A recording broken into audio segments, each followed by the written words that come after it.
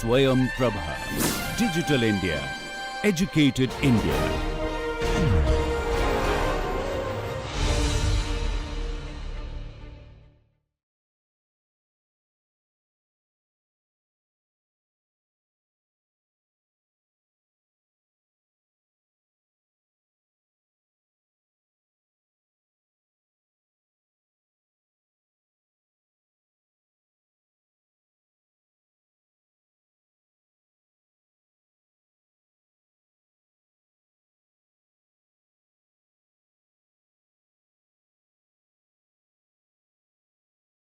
Yeah, okay. So let me have your attention.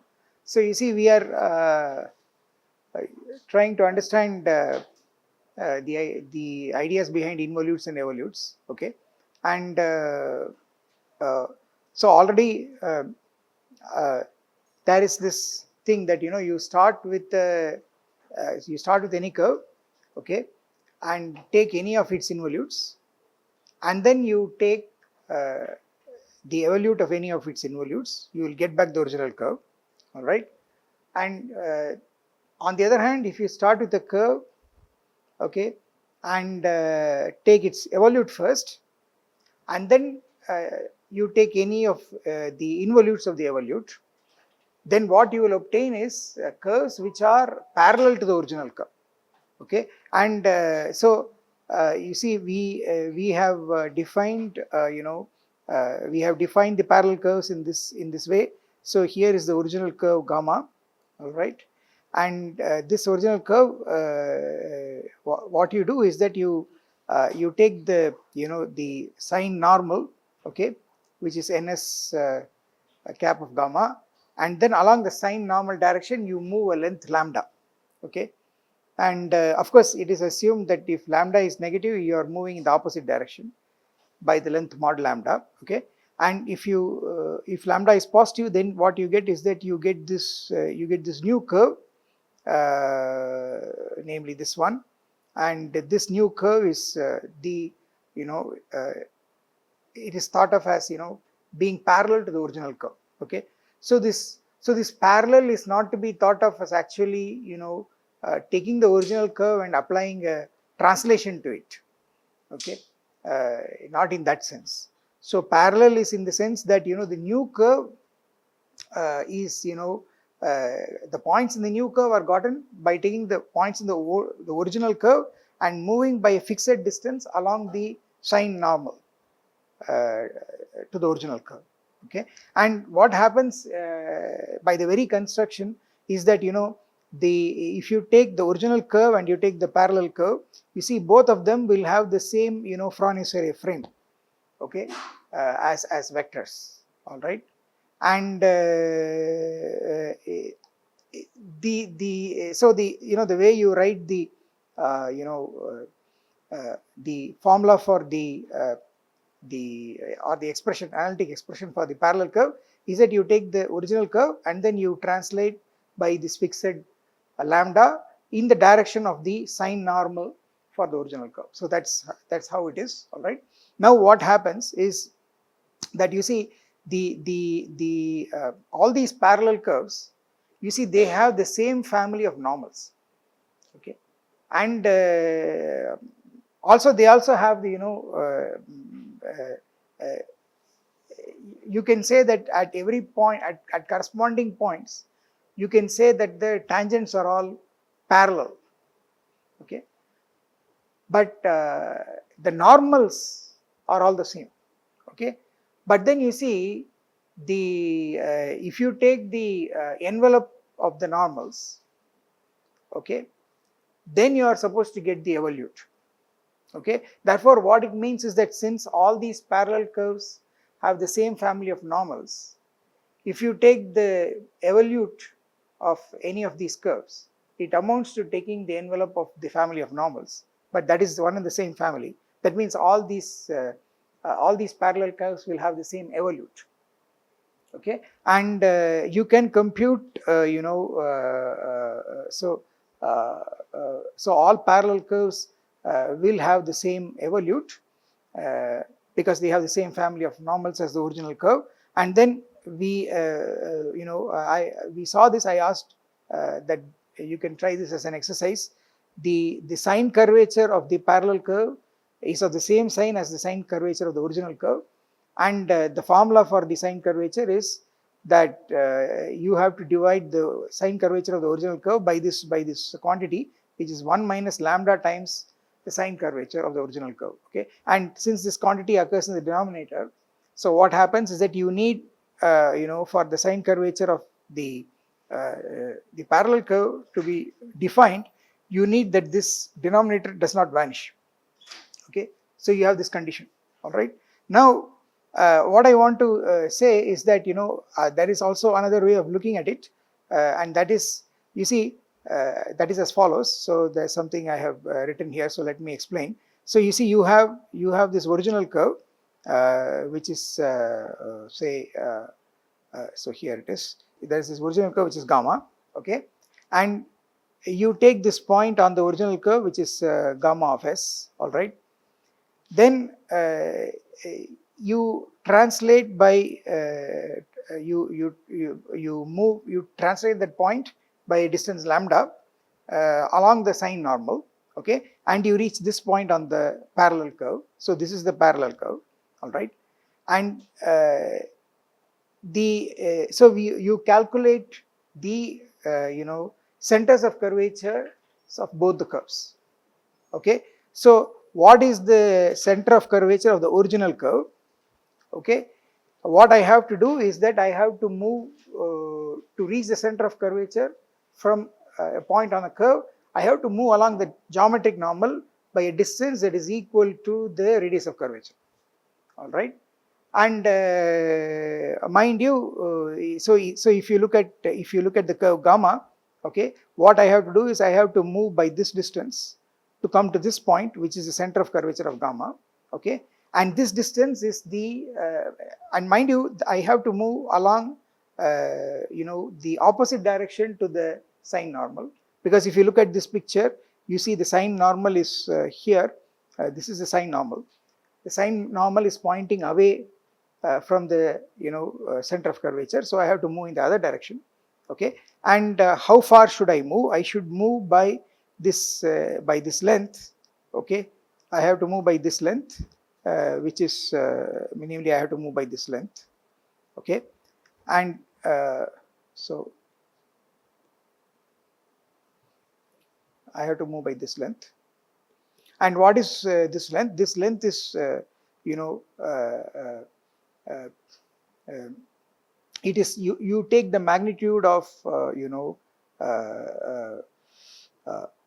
so it is this.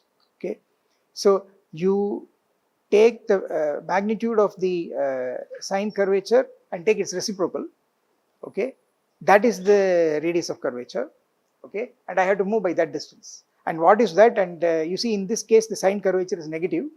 Okay, so mod k will be minus k, therefore I will get this quantity. So this is actually this distance. This distance is actually this. Okay, and then you make a similar kind of calculation for the parallel curve. Okay, so what happens is that if you take the parallel curve, so where is it? So let me use another. So if you take this parallel curve, okay, this is gamma sub lambda, and to I have to suppose I have to reach its center of curvature, which is say given by this purple dot. Okay, mind you, I have to move in the normal direction to the parallel curve. Okay, but the normal direction to the parallel curve is the same as the normal direction to the original curve, and of course the sine curvatures are the sine curvatures are both negative. That means you have to move in the other direction. So I have to move in this direction. Okay, I have to move like this. All right, and I have to move a distance which is equal to the reciprocal of the magnitude of the sine curvature, which is the radius of curvature. And what is that? That is that expression. So this length is actually here. This is what it is. Okay, it is so it is 1 by the magnitude of the sine curvature, and it picks up a minus sign because the sine curvature is negative. All right, and this value we have computed here. So this value is, as I have given here, this is the value. I have to take the reciprocal of that. If I take the reciprocal of that, this is the expression I get. Okay, I get minus of modulus of 1 minus lambda ks gamma of s by ks gamma of s. This is what I get. All right, and now you see what I want to say is that this red dot, which is the center of curvature of gamma, and this purple dot, which is the center of curvature of the parallel curve gamma sub lambda, they are actually the same. And to show that they are the same, what I have to do is that I just have to subtract these distances and show that the difference is actually lambda. Okay, so if you do that, the modulus of the difference turns out to be, if you calculate it, you get exactly lambda. Okay, and therefore so these 2 points are actually one and the same. That means the center of curvature of the parallel curve and the center of curvature of the original curve, they are the same. So this works at every point. What it means that for both the curves, the centers of curvatures are the same. But what is the locus of the centers of curvature? It is the evolute. So this is another way of saying that both the parallel curves have the same evolute. So all parallel curves have the same evolute. Okay, so this is another way of looking at it. Okay, now here is another very important thing, which is that parallel curves, they have this property that they look the same, but they are not mathematically the same. Okay, so one easy example is, it is easy in the sense that if you want to really write it down analytically, more work needs to be done. Okay, or you may have to use some geometric properties, but I am just trying to convince you that parallel curves they look the same, but they are mathematically very different. Okay, so let me see if I can convince you by this argument. In fact, you won't believe it, to analytically write down that parallel curves are different from the original curve is it involves a lot of work. Okay, and so for example, I will try to convince you by drawing some pictures and writing some analytic expressions, and in some cases I will also try to use the idea of singular points. Okay, with a little bit of imagination, you can believe it. All right, of course you can do more analysis and you will be able to write it down for at least for specific curves. Okay, but in general, it is something that is that needs more looking into if you want to write an exact proof. Okay, so I take the simplest case, which is that of the parabola. All right, what was the problem? Oh, you are asking why the case is negative in these cases. See, you can see the way I have drawn the curves. The curves are being traversed clockwise, right? Therefore, what happens is that the sine normal is going to point away from the geometric normal, which is pointing towards the center of curvature. So the sine curvature is negative. You just have to keep track of that. Okay, because that is important. Otherwise, you will not get the difference to be exactly lambda. So that's important to get that difference. Okay, you have to keep track of the signs of the curvature. And yeah, so it's always good to draw a picture, and so that you know what. So the picture tells you how the signs go. Okay, the signs of the sine curvature are dictated by the picture. All right, that you draw. Yeah. So you see, let us look at this case. This is a case of the parabola. So you see this. So I have this, I have this red curve, which is gamma. Okay, which is your parabola. It is y squared equal to 4ax, and the parameterization is at squared 2at. T is the parameter. All right, and you see, if you take a point on the parabola, then this is the tangent vector. It's 2. You differentiate with respect to t, you get 2at comma 2a. All right, and then perpendicular to that, in the counterclockwise direction, you rotate by 90 degrees. You get the sine normal. Okay, and then what you do is that you move a length lambda.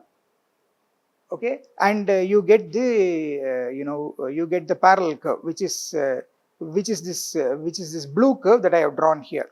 All right, and so if you write out the equations of the parallel curve, so let me write it out. So how do you write it out? The equation of the parallel curve displaced by lambda in the normal direction to the original curve is it is the point on the original curve plus the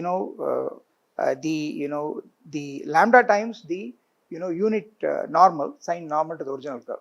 Okay, so this is the expression for the parallel curve, all right. And so it's simply vector addition. So gamma t is just this vector, which so I am writing the vector as ordered pair of components, all right. And the if you calculate the sine normal, so you see you have to calculate the tangent vector. The tangent vector is going to be of course the tangent vector is 280 comma 2a, but it's not a unit tangent vector. I want the unit tangent vector, okay. And I need the unit tangent vector because then I have to rotate it by 90 degrees counterclockwise to get the unit normal, okay. So I have to divide this vector by by its modulus, and what I'll get is this is the unit tangent vector, okay. And then the the unit normal is gotten by just moving this interchanging the x and y coordinates and putting a minus sign in the first coordinate, okay. That is rotation by 90 degrees in the anticlockwise sense, okay, which amounts to multiplying by the complex number root of -1, which is I, all right. So you get this as the normal direction, all right. So this is the unit normal. So if you plug it in here, if you plug this in here, you will get that this y gamma of t, this is a parallel curve, is this original curve plus lambda times this unit normal, okay. And if you separate out the x coordinate and the y coordinate, okay, what you will get is x of t is at squared minus lambda by root of 1 plus t squared, and you get y of t is equal to 2at plus lambda t by 1 plus root of 1 plus t squared, okay. And notice that if you put lambda equal to 0, you get the original curve. You get at squared comma 2at, okay. Y 0 is so let me write as gamma sub 0 is simply gamma, okay, for lambda equal to 0, all right. But the fact is, it is, but this curve with this parameterization xt given by at squared minus lambda by root of 1 plus t squared, yt is 2at plus lambda t by root of 1 plus t squared. You see, this is not a parabola, okay, and you can, at least heuristically, you can see that see if you started with the usual parabola parametric equations, namely x of t is equal to at squared, y of t is equal to 2at. How do you get the parabola equation? You eliminate t and you will get y squared equal to 4ax, okay. That's what you do. So basically from these two equations, if you want the curve, you have to eliminate the parameter, okay. You want the equation of the curve in terms of x and y, you eliminate the parameter, but you see when you eliminate the parameter, you see there is this factor root of 1 plus t squared, okay. And therefore you see that if you try to eliminate t, you will get a high order, you will get higher orders in x and y. You are not going to get a second order equation in x and y, okay. So at least you can see from that this curve is not going to be a parabola at all, but interestingly it looks like a parabola, and that's what I want you to understand. So parallel curves look like the original curve, but they are a different species. There are only two cases where they are exactly the original species, namely if you take a straight line, then all parallel curves to straight lines are again straight lines. And if you take circles, all parallel curves to circles are again circles, and in no other cases, okay, the parallel curves are of the same species. They become completely different mathematical objects, okay. They become completely different curves. And so in this case also, so as I've written here, see it's not direct to see that this is it's not a parabola. Heuristically, you can say that because there is this root of 1 plus t squared expression that you have to square and tinker with in order to eliminate t, you will get a higher order expression involving x and y, which is certainly greater than degree 2, okay. And then what will happen is that you are not going to get a conic, basically. If you have a conic in the plane, it has to be a second order equation, all right. So that is just a heuristic way of saying things, but of course not every second order equation is a conic. There is a further condition that has to be satisfied, all right. But still I am saying that you will not get the equation of a parabola if you eliminate t from these two equations, okay. So curves parallel to a parabola are not parabolas, all right, and it really doesn't matter how small you take that length lambda to be. That's the big deal. But there is another way of seeing it. The other way of seeing it is that you see you can you can ask this question, that when you compute this parallel curve, you see you put this condition, namely lambda times the sine curvature is not equal to 1, okay. And why you put this condition is because when you calculate the sine curvature of the parallel curve, this expression comes in the denominator. So essentially what it means that, at that point it means that the sine curvature basically goes to infinity, okay, because there is a 0 in the denominator. And if the sine curvature goes to infinity, it means the radius of curvature goes to 0, okay. And what this means is that, geometrically what is going to happen is that at that point you are going to get a singular point for the curve, okay. And for example, if you check the case of cycloid, okay, then at these points where the cycloid goes one rotation and then again starts, at that point you get this cusp, okay. These are cusps, and what happens at those cusps is, if you check it, the the radius of curvature goes to 0, the curvature actually goes to infinity, okay. So these are so that's exactly the kind of thing that happens. So this case, when this condition is not satisfied, when lambda is, so what is the condition? Lambda is 1 by k s gamma, assuming that k s gamma is not 0. But you see, 1 by k s gamma is actually is going to be in magnitude it is just the radius of curvature. So it means that you are trying to move towards the center of curvature by a distance which is equal to the radius of curvature, okay. And the point is that when you do that, you are going to get a singular point, okay. And this will happen if you move not away from the center of curvature, but if you are moving towards the centers of curvature, okay. So if you think about it, so one can write out for this curve here, okay, which is the parallel curve. If you find the velocity vectors, you can compute it, and then finally you will see that you will get x dot is equal to t y dot, and therefore the velocity vectors will be if you take the square of the velocity vector, I will get so I should so let me write this. I should have put mod here. So you use mod when this is a real number, and you use norm when it is a vector, okay. So I have put norm here, that's not correct. So you see, so finally what happens is that if you calculate the sine curvature, okay, you will get this expression for the parabola, all right. You will get this expression for the parabola, and then the condition for the the parallel curve to be defined is lambda should not be equal to that, okay. Lambda times the sine curvature should not be equal to 1, all right. But that is exactly this condition that y dot is 0, okay. And if y dot is 0, then the velocity vanishes, okay. And therefore there is so what you must understand from that is that the curve becomes irregular at that point. It's a singular point, okay. And you see, so let me tell you what happens. So you see, this is so if you think about if you start drawing some pictures, then so here is my so this is my original, so here is my original curve. So look at this. Suppose this is your original parabola, okay.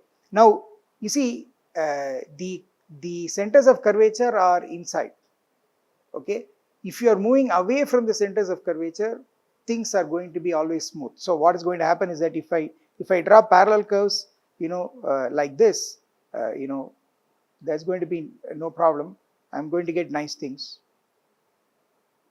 As I move away like this, okay, I'm going to get nice curves. There are not going to be any singularities. But what you must remember is that all these curves, they look like parabolas, they are not parabolas. But singularities start developing if you start moving towards the center of curvature. That's what I want you to understand. So you see, for this, so for this original curve gamma, which is a parabola, you see at this point, you have the smallest, radius of curvature, okay, and the curvature is maximum at the, at this point, which is the point at the vertex, okay, which is the origin if you want, all right. If you take y squared equal to 4ax, x equal to 0, y equal to 0, that corresponds to t equal to 0, parameter t equal to 0, then you get this circle of curvature, okay, which is this dotted circle, and you get the center of curvature, okay.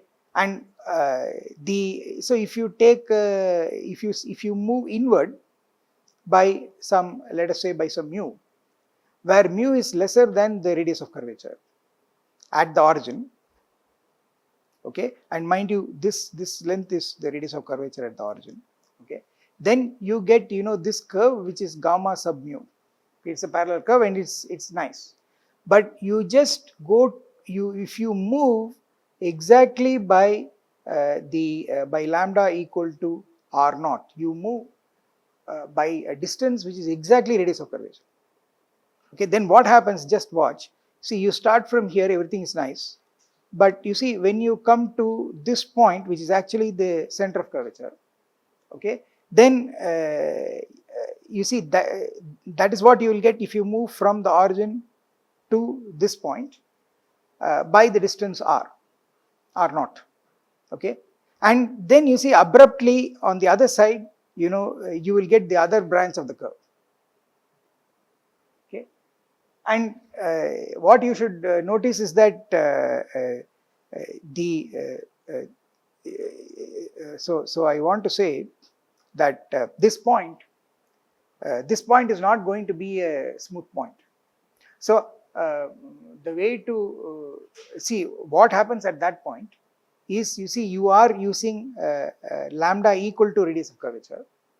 That means you are contradicting this condition that lambda. So what happens to this? So if you take the, so if you go to the where is this? Here it is. You see, if you calculate the sine curvature of the parallel curve for lambda equal to the radius of curvature, lambda equal to 1 by lambda equal to the radius of curvature, then you see this denominator vanishes, okay. So the sine curvature becomes infinite. Actually what is going to happen is that at that point, you see the in fact the velocity will become 0, okay, for the parallel curve, all right, and therefore you get a singular point, all right. And therefore what happens is that you get so you get a singular point here, okay. So you see, if you move by this distance equal to the radius of curvature, so this is gamma sub r naught.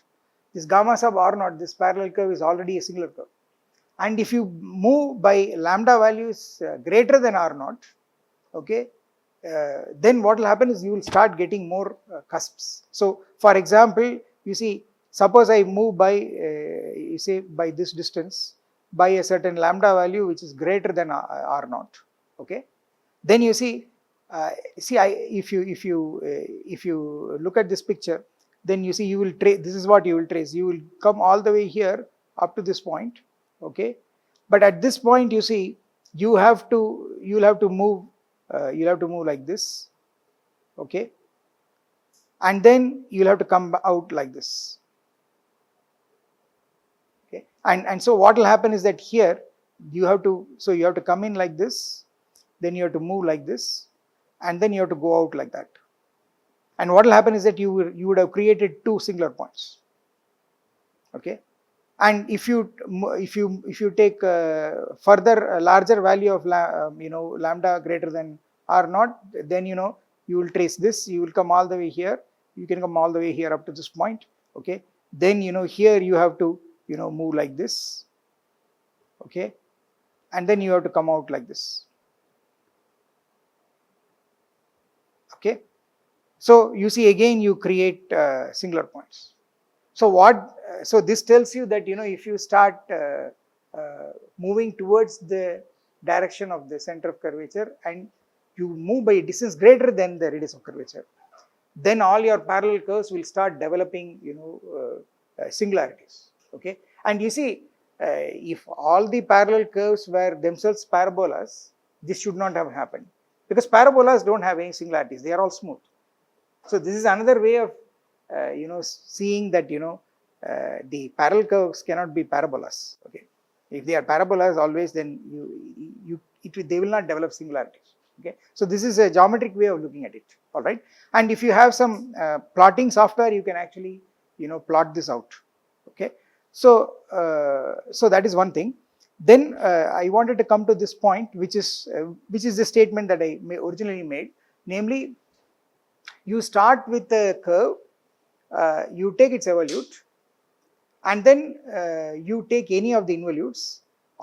Mind you, taking an involute, there are choices to be made, so you get several involutes, and the point is all these involutes, they will be parallel curves, okay. So that is something that we need to know.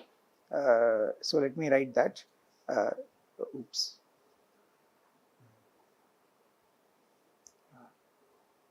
So let me put it.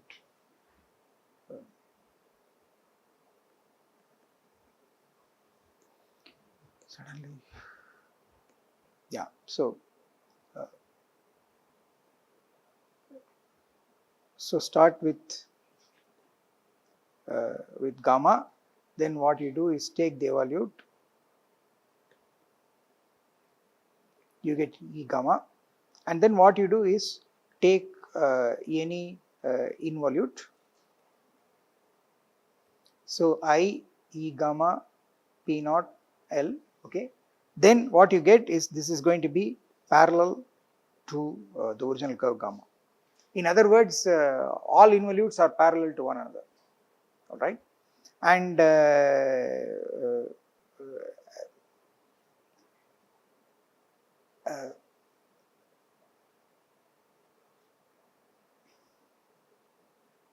yeah, and all of them, for all of them, the evolute will be the same, okay. So so how do you write this? So you see, how do you write this analytically? The involute of E gamma P0L at S, the involute curve is defined by, you take the original curve, okay, and from the original curve you have to move along the tangent direction, okay, the unit tangent direction, by a length equal to L minus S. So you will get this will be L minus S times the unit tangent of epsilon sub gamma, okay. So so you recall that how is the involute equation defined.